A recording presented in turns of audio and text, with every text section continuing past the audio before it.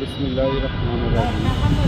আজকে সাত রাস্তা নাগরিক কর্মী সেবা কেন্দ্র, এখানে কেন্দ্রে সেবা নেওয়ার জন্য এসেছি। অথচ এখানে যে সেবা কেন্দ্র আপনি দেখে অবাক হয়ে আপনি আসলে অবাক হয়ে যাবেন। ওনারা যে সেবা কেন্দ্র খুলছে, ওনারা যে পরামর্শ দিবে, ওনাদের পরামর্শ কোনো কিছুই আপনি সুফল পাবেন না। এটা বহুতল একটা বিল্ডিং।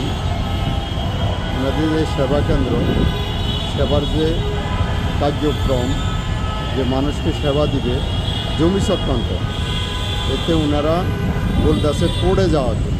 পড়ে যাইয়ে আপনি ওইখানে সিভিল কোর্টে যাইয়ে মামলা দিয়ে ওনাদের কাছে আসা যায়।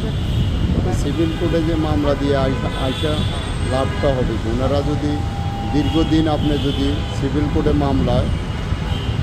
মামলা দিয়ে ঘুরতে ঘুরতে যদি মামলা রায় না পান, ওনাদের কাছে আর কি আসবেন। যাই হোক, ভূমি সেবা, নাগরিক সুবিধা, এটুকু প্রচারণা, কিন্তু অহেতুক আপনার সময় লস করবেন। এখানে এসে কোনো লাভ হবে না। যানজট বয়ে আসবেন, কষ্ট করে কোনো লাভ হবে না। তো আমি মানবাধিকার তরফ থেকে আহ্বান করব, এই দেশের সঠিক পর্যায়ে সঠিকভাবে ভূমি সেবা পেতে হলে আমাদের আইনের লকে সঠিকভাবে পরিচালিত করতে হবে।